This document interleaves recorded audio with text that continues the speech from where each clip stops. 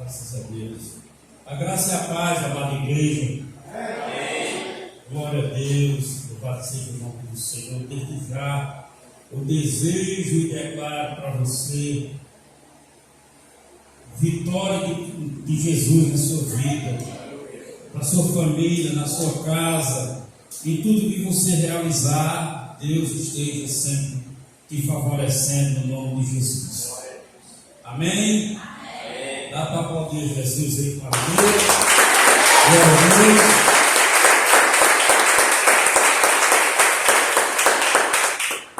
Nós vamos abordar um assunto, mas antes de nós entrar na leitura que se encontra em Romanos capítulo 14, pode até abrir sua Bíblia em Romanos capítulo 14. Abra e não fique lendo não, porque não vou dizer o versículo todo não, eu quero fazer um pequeno comentário sobre o assunto que nós vamos abordar. Em nome de Jesus. Glória a Deus. Romanos 14, não vou dizer o versículo, eu vou fazer um comentário. O Evangelho de nosso Senhor Jesus Cristo, ele é as boas novas de Deus para o ser humano, a ponto de que o anjo veio anunciar o nascimento de Jesus em Belém. Lá estavam os pastores pastoreando seus animais à noite, seu rebanho, e a glória de Deus apareceu diante daqueles homens. E o anjo voltou-se para os pastores e disse: não tenha medo, porque eu vos trago boas novas de muita alegria. Aleluia. Eu trago uma notícia do céu para você de muita alegria. Você tenha satisfação do que você vai ouvir. Na cidade de Davi, hoje, nasceu o Cristo, o Salvador, o Senhor. Aleluia. Então o Evangelho é boa nova de Deus, e ele é motivacional, é autoestima do ser humano. Aleluia, glória a Deus. É Deus erguendo o homem. E o que é o linear desse homem para com Deus, para ele ter essa alegria? O que determina ele? A fé. A fé é a linha de separação, é ali o ponto de partida para separar os sentimentos do ser humano e agir diante de Deus pela fé. Porém, o assunto que nós vamos abordar é um assunto que envolve a fé, mas uma fé real no ser humano. Quero falar nessa noite de autoestima. Já que o Evangelho, ele é motivacional, ele veio para a nossa vida para trazer alegria, para trazer satisfação, nós vamos entender o que é ter autoestima, já que é relacionado a Deus. O que é ter autoestima? Porque a autoestima das pessoas do mundo é vaidade, eles têm uma vaidade. Nosso caso é diferente, a nossa autoestima está ligada à fé em Deus. Aleluia, glória a Deus. Então Paulo escreve aos Romanos no capítulo 14, versículo 22. E diz assim: todos encontraram? Romanos 14, 22. Amém. Amém. Glória a Deus. Diz assim: tens tu fé? Ele interroga. Tens tu fé? Tenha em ti mesmo diante de Deus. Observe que até as pessoas dizem: eu tenho muita fé em Deus. Você já ouviu alguém dizer assim? Eu tenho muita fé em Deus. Mas observe que o texto sagrado, nós vamos já entender isso aqui, que ele faz essa interrogação: tu tem fé? Tem em ti mesmo diante de Deus. Você tem a fé em você. Diz aqui, ó. Bem-aventurado aquele que não se condena a si mesmo naquilo que aprova.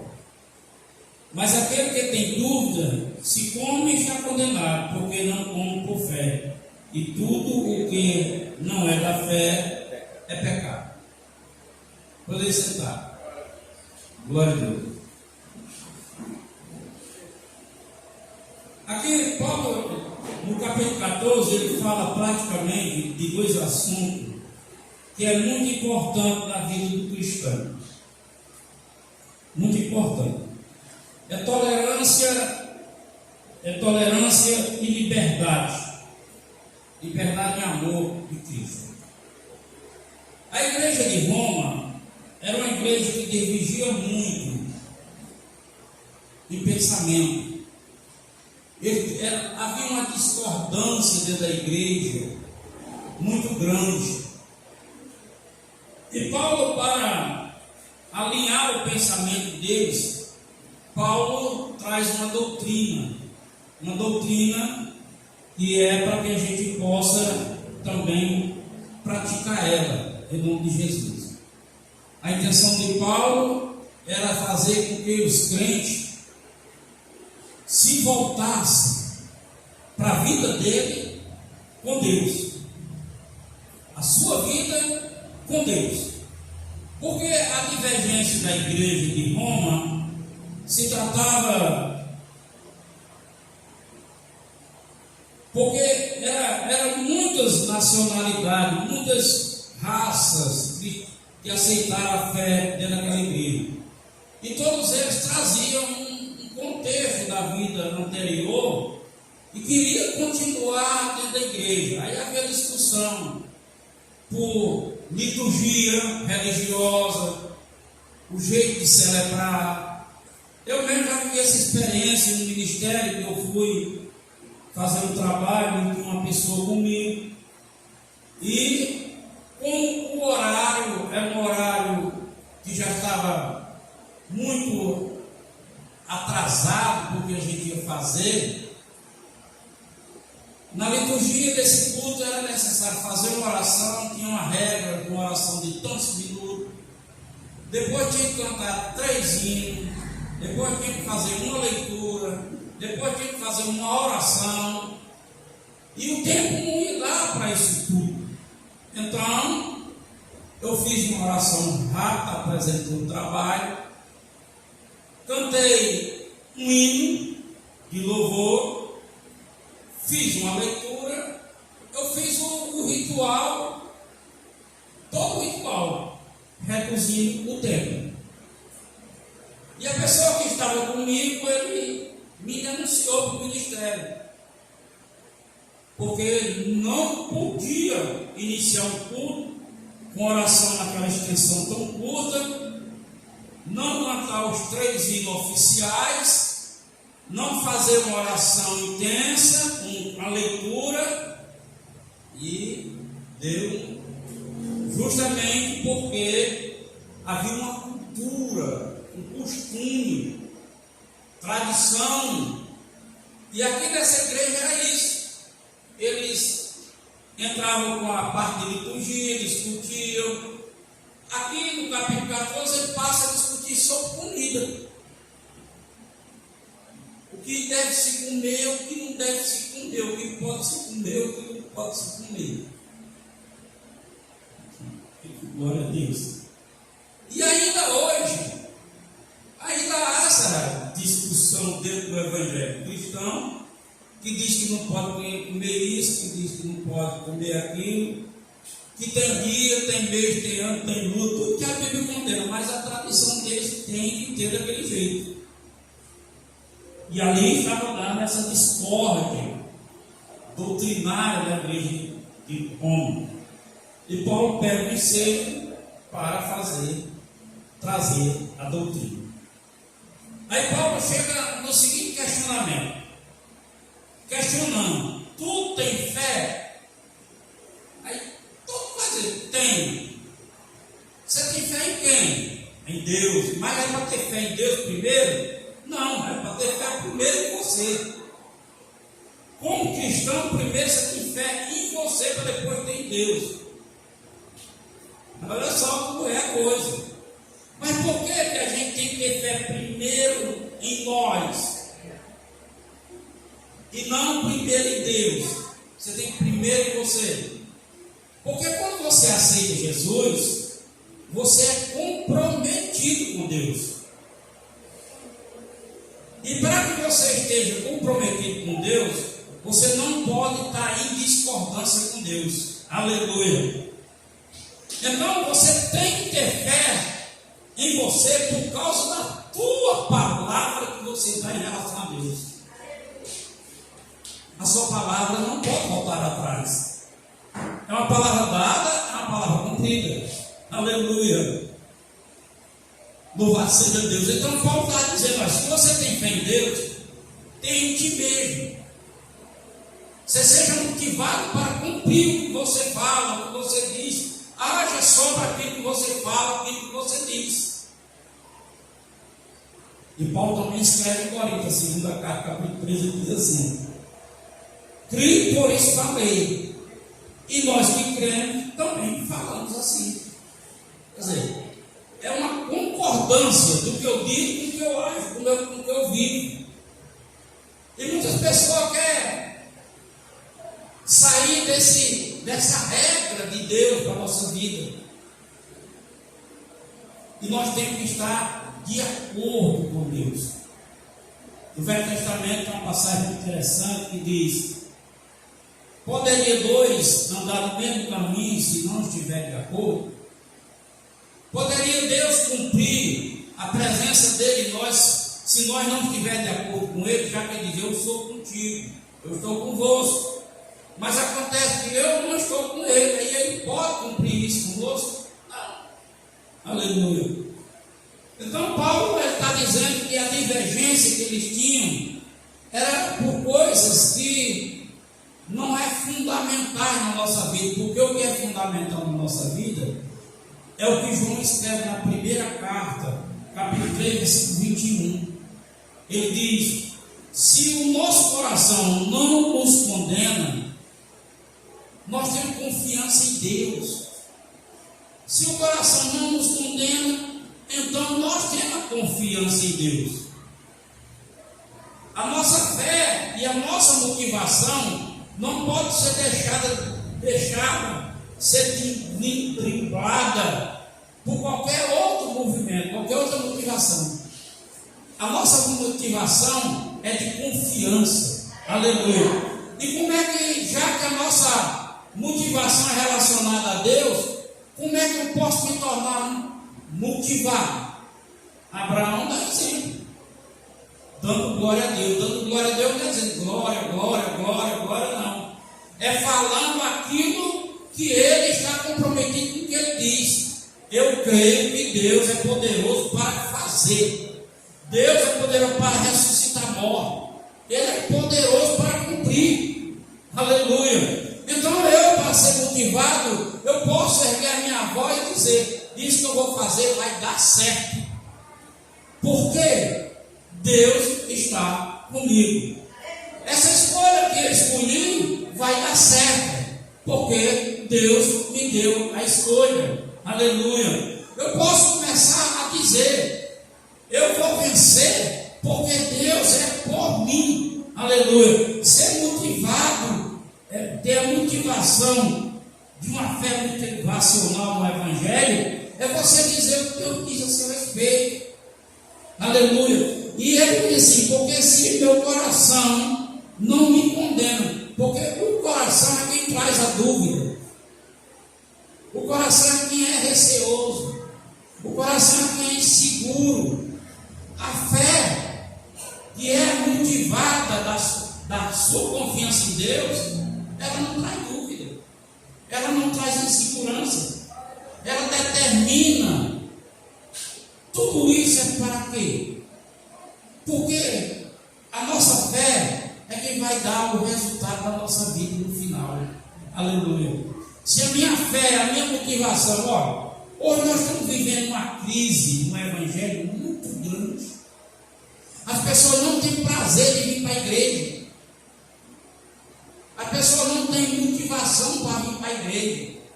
A igreja se tornou um lugar de socorro apenas, de busca para ser socorrido. Não existe mais hoje desejo, vontade ou glória. Hoje é noite de culto e durante o dia a pessoa louva, a pessoa medita e Senhor, hoje o meu encontro com o Senhor vai ser diferente, eu vou com o coração lá. Não existe mais isso na igreja. Não existe mais isso. Pastor, e como é que você percebe? Percebe pelo comportamento da igreja.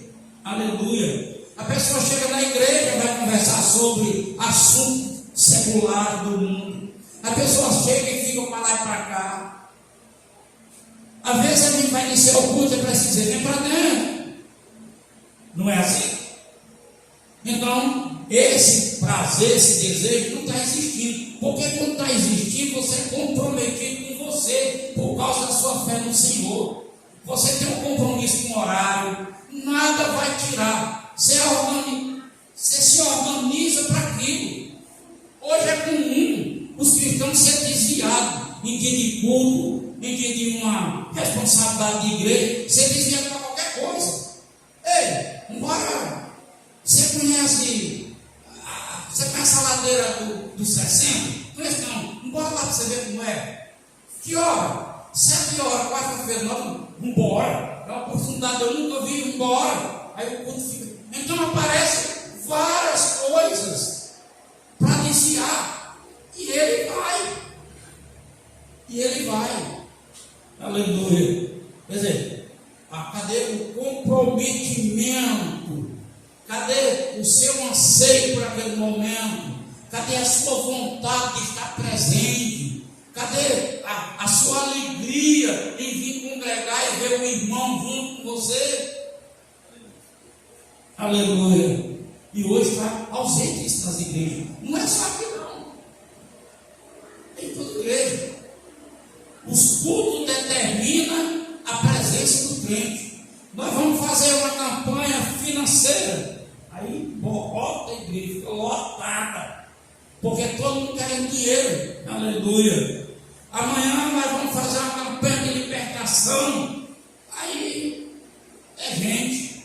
E se disser, amanhã nós vamos fazer uma campanha para ressuscitar os nossos anjos queridos que morreram, aí é que vem gente. Porque a maioria dos crentes está vivendo uma fé muito mística, que ainda acredita certas coisas que aprendeu na antiguidade. Então vocês estão vendo essa fé, uma fé que vai desviando o entusiasmo de estar na igreja, de ser crente, de participar, de louvar, de ler a Bíblia, de orar. Amanhã tem uma campanha de uma semana, eu vou fazer de oração. Não vem ninguém. Eu disse, sabe, que tratar um assunto mais ou menos na derradeira. Menos da metade. Porque não interessa. Eu já disse a minha esposa de manhã, crente não quer ser ensinado, crente quer ser enganado. Crente não quer ser ensinado, não. A motivação dele não está para aprender e ensinar, a motivação está naquele que engana ele. Olha, eu vou lhe dizer, Deus está me dizendo, vai acontecer. Aí você se empolga, oh, glória, se Deus não estou dizendo, eu creio, papai. Aí você espera e não acontece nada. Mas há uma motivação, olha. Eu já orei por uma pessoa, há muitos anos que ela estava paralítica. Eu orei, ela se levantou, andou. E quando ele, na emoção, mas a esposa, muito alegre, estava com muitos anos que ele era paralítico, as pernas dessa grossurinha. A mulher dele disse assim, amor, então aquela mulher que profetizou não era de Deus. Porque ela disse que Deus ia usar um vaso para orar por você, para levantar, mas o vaso era uma mulher.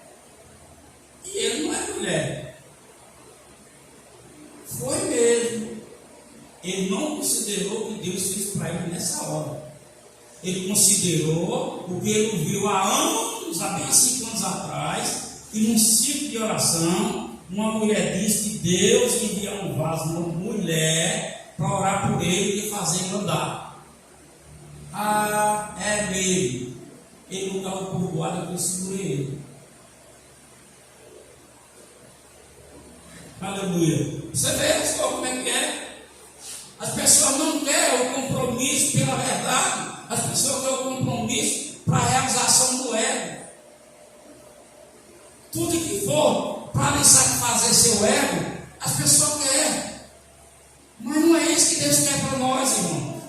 Deus quer dar o melhor e Ele tem o melhor. Deus quer fazer o melhor e Ele pode fazer o melhor. Ele está dizendo que quer que nós, como nós agimos, para Ele fazer aquilo que nós precisamos.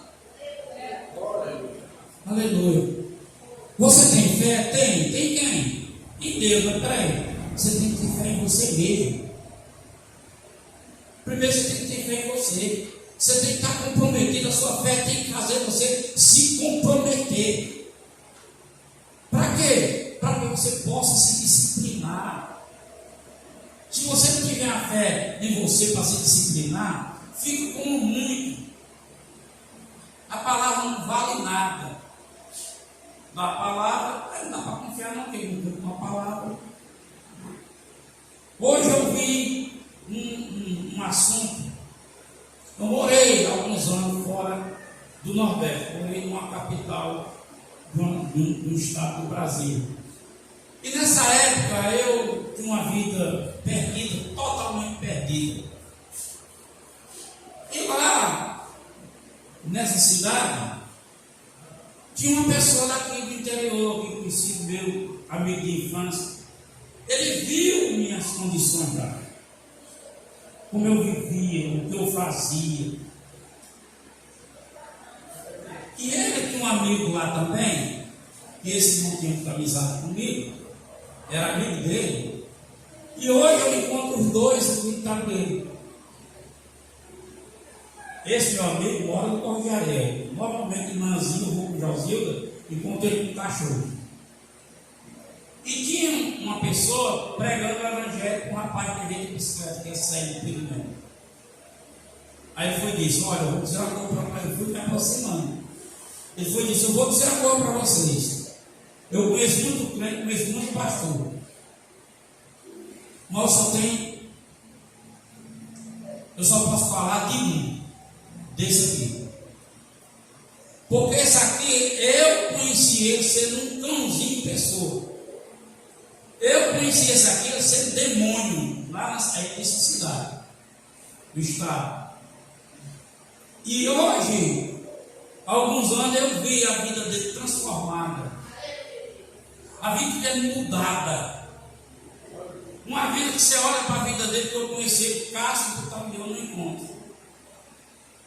Uma transformação de vida. Então ele é um pastor que ele pode chegar para mim e falar, porque ele viveu e ele vive. O que ele quis dizer com ele? Ele disse que eu era comprometido. Eu era comprometido com Deus. E minha vida foi transformada e eu continuo lutando. Aleluia. Porque eu tenho a fé em mim, em Deus. Eu tenho a fé em mim para acreditar que tem que ser desse jeito. Aí Paulo diz: olha, se sua consciência não permite você ter essa confiança, o seu coração lhe engana, você peca. Ele diz: mas aquele que tem dúvida, a dúvida é do coração. Se come, está condenado, porque come, não come por fé. E tudo que não é por fé é pecado. Agora você analise quantas palavras você até os nomes de Jesus, em nome de Jesus, e que você não cumpre. Agora imagine quantas coisas, e ainda em nome de Jesus. Eu vou fazer isso em nome de Jesus. Não, eu vou, sabe, culto hoje, em nome de Jesus, estou lá. Mas aí, antes do culto, chega uma pessoa na calçada, você vai falando, não, eu vim me visitar. Hoje mesmo uma pessoa disse isso. Eu ia, pastor, mas chegou, ela fazer o quê? Não tem o que fazer. Chegou, não tem o que fazer. Sentou, eu tenho o que fazer. Você vai comigo não? Mas não, então eu fico sentado na calçada quente até eu chegar. Eu vou para a casa de Deus, vou orar a Deus, porque eu sou comprometido. É 3 dias por semana. 3. Quer dizer, em 7 fica 4. O cabazão de marcar compromisso com todo mundo. Eu quero ir, não sei para onde. Que dia é? É quinta, vou na hora. Dirigir lá, não, para mim não. Eu tenho um compromisso com Deus. E esse descomprometimento vai esfriando a fé. Vai esfriando a fé em você mesmo e a fé em Deus. E você passa a falar como muitos outros falam. Eu tenho muita fé em Deus. Mas quando você observa de fora, quando alguém observa de fora, percebe que você está enganado, que você está iludido, que não é isso que você está querendo. Aleluia. É simples. Então Paulo diz, olha, aquele que tem dúvida, aquele que permite o coração, não, que era para ser comprometido, não sei se eu vou para o culto hoje, não estou com vontade de ir para o culto, estou meio cansado, estou meio enfadado, não vou não. Aí a gente passa na frente da casa da pessoa, está lá na calçada, conversando com um grupo de pessoas, conversando coisas descabidas. E não adianta, irmão, que essa é a realidade. Aleluia. Esse de Roma, eles se achavam crentes e diziam, tem que ser desse jeito, tem que ser assim. Paulo disse, tem que ser desse jeito, tem que ser assim não. Cada um é um em Deus. Você tem que ser em Deus assim. Tem a fé em Deus, tem em você mesmo. Tem uma consciência em Deus e vai em frente. Aleluia. Declaro, o Senhor é comigo. Nada me faltará. A vitória é minha. Deus garante a vitória. Pode lançar palavra. Essa palavra não chegará à minha tenda. O mal não chega à minha casa. Praga nenhuma me alcançará. E se vier atrás de mim, vem pelo caminho e volta por certo, porque o Deus dos exércitos assim diz. Aleluia. Começa a declarar na sua vida. Começa a viver e falar. Aleluia. Começa a dizer. Começa a reclamar o seu direito. A graça nos dá o direito em Cristo. Não que nós temos direito por mérito de Jesus, mas nos dá o direito. Aí Paulo vai dizer: você tem uma consciência, haja por fé, seja motivado, tenha uma motivação, não esmoreça, não esmoreça. Ele está vindo aí com a sua bênção para frente. Aleluia. Quando eu comecei o trabalho,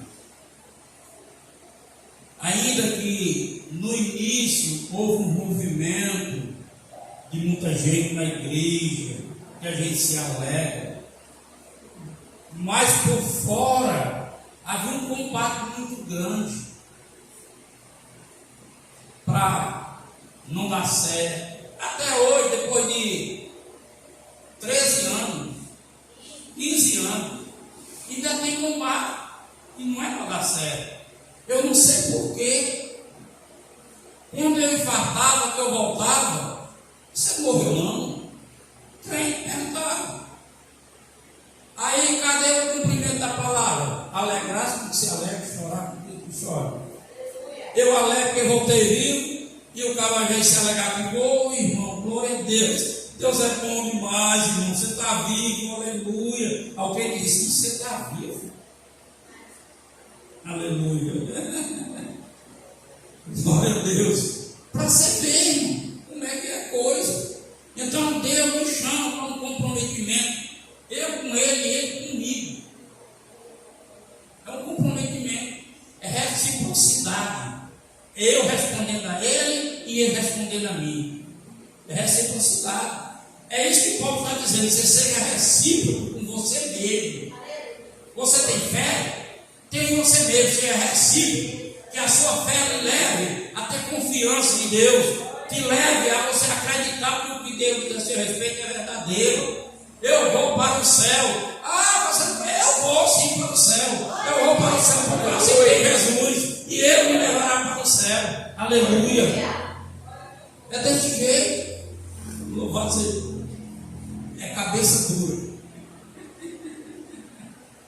É cabeça dura. É desse jeito. Quando Deus me deu para pregar, a palavra para pregar, eu não tinha oportunidade. O meu pastor dizia: você vai pregar tal dia. Ele dizia que eu ia pregar, que eu me preparasse. Eu estudava, meditava, chegava tal dia e dizia assim: ah, meu Deus, não sei quem eu coloco para pregar, hoje não tem ninguém para pregar. Ele fazia isso comigo. Eu simplesmente orava a Deus e dizia: tá, Deus, Ele é o pastor. Eu lhe sirvo, Ele é o pastor. Um dia que se eu achar que é tempo de eu entrar aí, você só dizer assim: pronto, agora hoje é seu dia. Aleluia. E eu fiquei aguardando. Eu queria trabalhar pregando, ele não aceitava. Eu ia evangelizar, não pode pregar, não pode dar para eu evangelizar. Vou pregar evangelizando, aleluia. Porque nasceu dentro de mim um prazer. Eu aceitei um compromisso com Deus, eu me comprometi com minha palavra. É por isso que eu sou exigente. Quem tem costume comigo é assim: quando diz a hora, é hora. É 10 horas. 10 horas. Não tem esse negócio de 10 para as 11. Não existe esse negócio de 10 para as 11. É 10 ou é 11. É 10 e 5, 10 e 11, 10 e 10. Eu sou pontual em tudo. Porque eu sou comprometido com minha palavra. Por que eu sou comprometido com minha palavra? Porque minha palavra representa um Deus que está em mim. Então tem que ter uma fé para ter motivação para isso. Aleluia. A não ser que tenha um obstáculo totalmente que possa impedir. Não sei. Vai em frente. Aleluia. Paulo diz: nesse caso, se você tem a fé, bem-aventurado aquele que não se condena a si mesmo, aquele que aprova. Se eu aprovo que Deus é comigo, quem que aprova aí que Deus é com você? Então é tempo de você dizer: Deus é comigo. Deus é comigo. A coisa é difícil. A coisa está difícil e está difícil. Você diga: o que está em mim é maior do que tudo isso. É maior.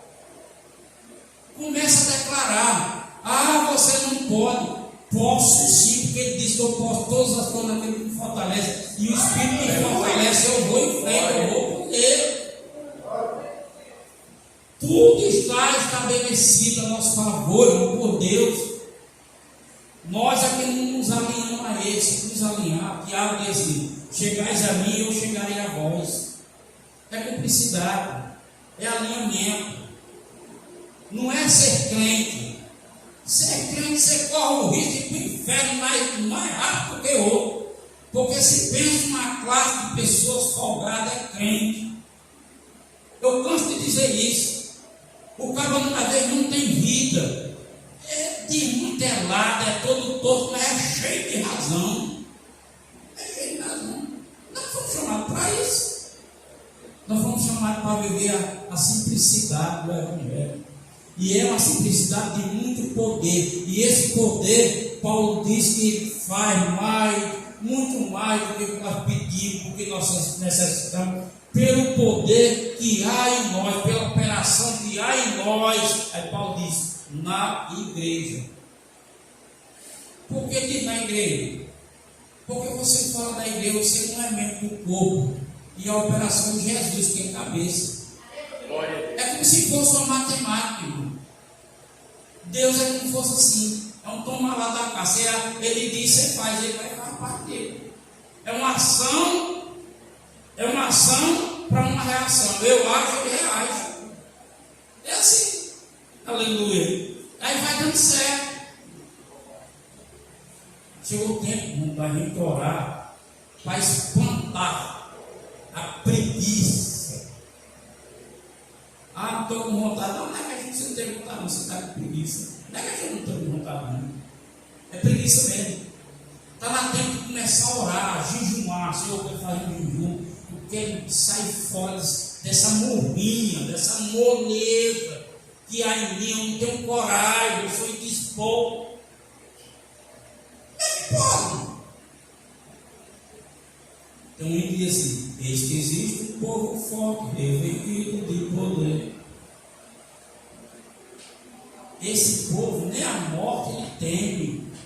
A maioria dos crentes, Deus não quer morrer, não tem medo da morte. Não pode, irmão. É Deus na sua vida. Nós estamos aqui de passagem. Entenda isso. Você não sabe a hora que vai e não sabe o dia, não. Jesus, ele disse, a morte é como um laço, ele chega. Não avisa, não.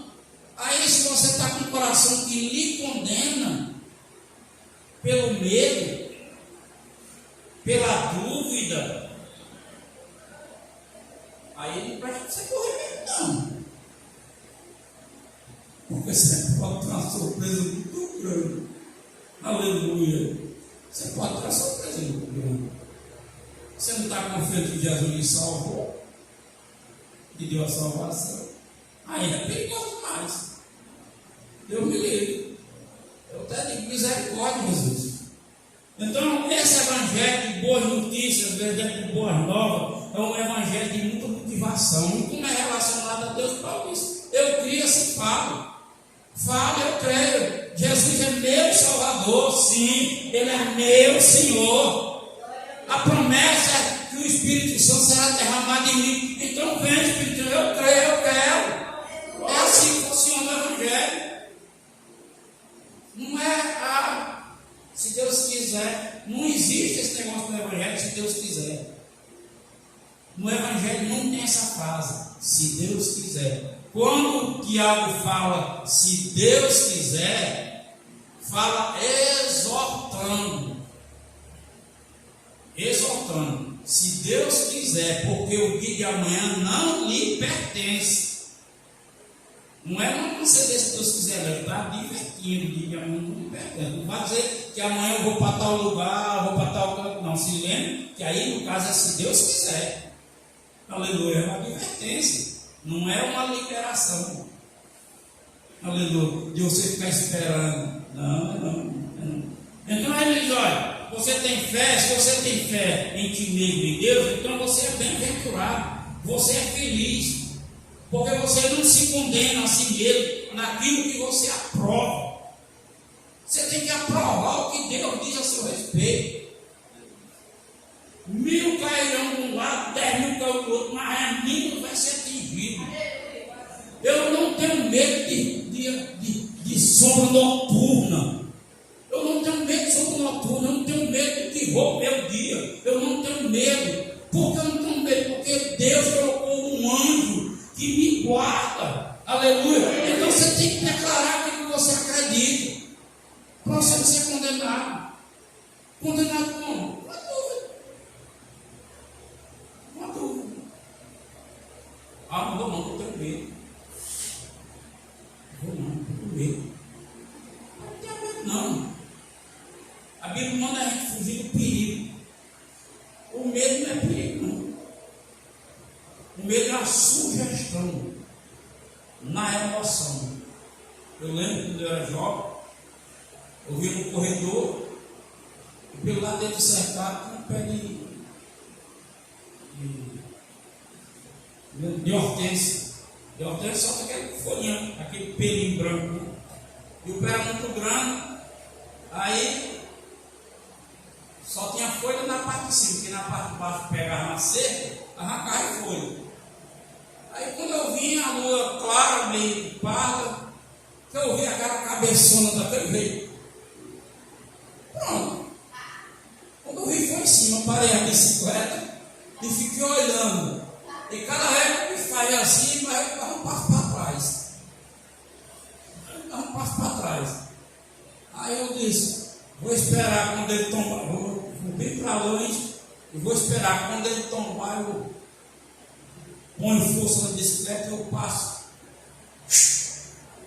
E eu fiquei lá olhando, até que agora o vento veio assim, o vento diminuiu e ficou pro lado dentro da seca. Eu passei morrendo de medo. Não, fui ventando.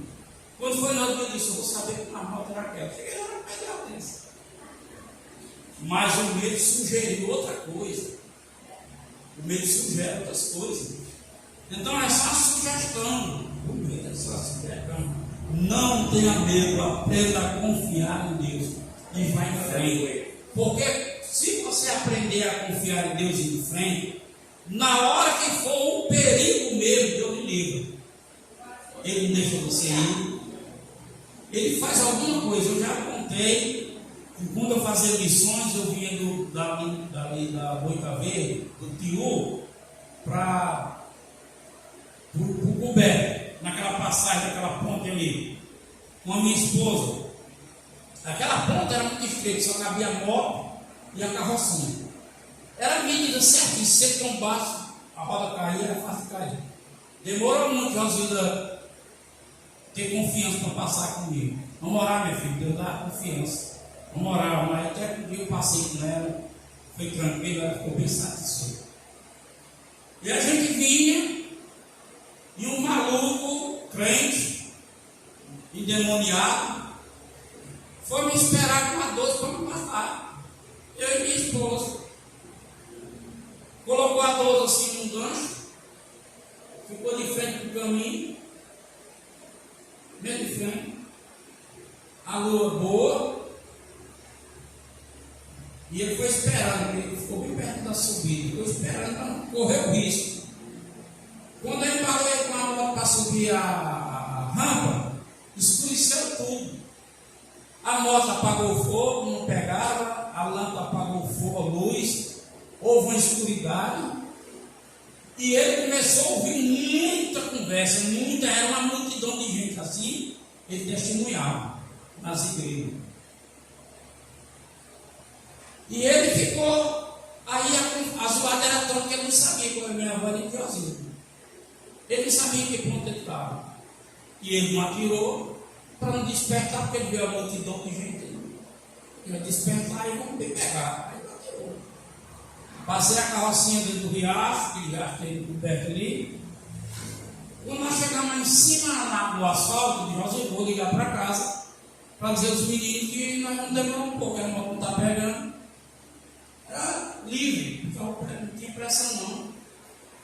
E eu cansado que eu empurrei, que vocês conhecem ali, o buraco da nega ali, até o asfalto aí, empurrando ele com o Josinho, a carrocinha carregada. E eu cheguei cansado. Liguei para os meninos, montei na moto, porque eu pego no pedal, quando eu baixei o pedal, bora bem. Aleluia. Então, Deus guarda, irmão. Deus tem um jeito de trabalhar. Ele protege. Você não precisa aprenda a confiar nele, que ele faz essas coisas. Ele trabalha desse jeito. Aleluia. Sem contar,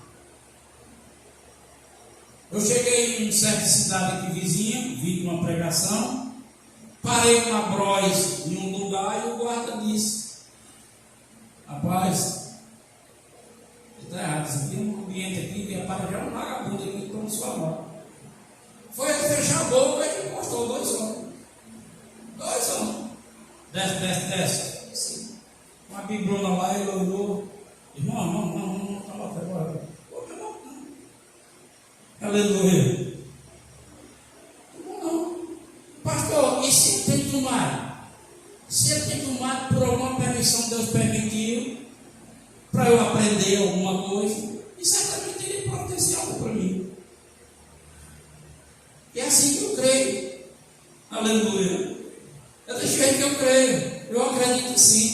É por isso que eu sinto declarando. Eu entrei em contato com o prefeito Francisco, que eu ia levantar, ele foi viajar, eu ia sair 4 horas, eu levantei para orar. Eu gosto mesmo de enviar, eu gosto de levantar, dizer, orar. Só que eu me distraí. Por que eu distraí? Porque eu peguei a Bíblia e fui orar sobre a palavra. Capítulo 9 tem a seguinte promessa. Eu orar sobre aquela promessa. O Senhor é comigo. Aí eu orar, o Senhor é comigo, eu creio. Espírito Santo, na hora que eu tiver em dúvida, me convence que Ele é comigo. Lá, Pedro, o que está comigo é maior, é mais poderoso. O que está comigo é mais poderoso. Senhor, eu creio. Me ajude na minha incredulidade se eu tiver alguma dúvida. Efésios. Deus é poderoso para fazer muito mais do que pedimos, necessitamos do poder que opera em nós. Eu creio que o seu poder opera. Eu já orei por pessoas, já vi acontecer milagre. O Senhor já me levantou não sei quantas vezes, já me livrou da morte, não sei. Eu creio sim. Pensando, se por algum momento eu tiver em dúvida, me convença, me arranca essa incredulidade. E eu fiquei até quase 5 horas ao falar com ele, porque eu me entendi ali,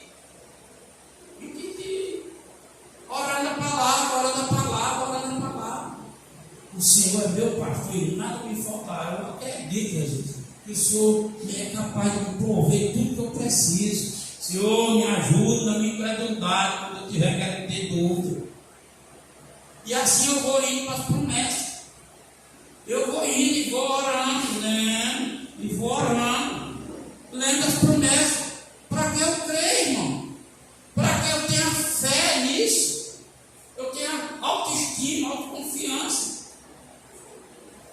Aleluia. E é assim que o Evangelho funciona.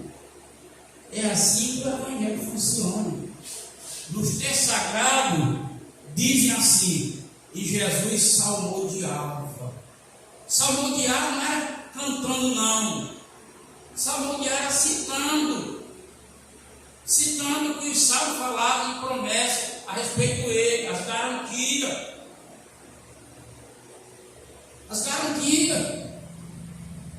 E ele ficava ali dele, salmodiando. Aleluia. É assim, irmão, que a gente se fortalece em Deus. É assim que a nossa fé faz com que a gente tenha ação de fé. Porque muitas vezes a gente diz que tem fé, mas na hora de agir não age. Não tem ação. Não condiz. Aleluia. Você está entendendo, igreja? Amém. Esse é um ensino, irmão, que é para despertar, para encorajar. O que você for descobrir de promessa de Deus, se possível, anote capítulo e versículo. Para lá você estiver orando, você orar sobre aquilo. Eu acredito. Paulo, Jesus falou para Nicodemo, é necessário nascer de novo. Como é que a pessoa pode nascer de novo, irmão? É pela escolha de viver aquilo que Deus está trazendo de novo para ele. O nascer de novo é isso. Deus está dizendo, você tem que agir assim. Você vai agir assim, né? Como você agir, você está nascendo de novo. Nascendo de novo. É por isso que Paulo escreve, velho, que a gente deixa de lado o homem velho e se arme do novo homem que foi nascido em Cristo Jesus. O novo homem é assim que funciona, o Evangelho. Aleluia. Se não, irmão, você não tem firmeza, no dia que não der certo o que você quer, você desanima. Você esmorece. É por isso que Paulo escrevendo nos Coríntios, ele diz, para que você não esmoreça na fé. Funciona assim. Aleluia. Aí você disciplinando a sua vida para viver essa verdade, irmão, nada te destrói, nada bota você abaixo, porque você tem um coração consciente em Deus. e naquilo que você não consegue para realizar o seu desejo, Deus diz para você: não se preocupe, não, tem coisa muito melhor. Aleluia. Quem assim que faz? Amém? Deus tem algo melhor para mim. Senhor, você tem algo melhor para mim. Tem algo melhor para mim. Amém?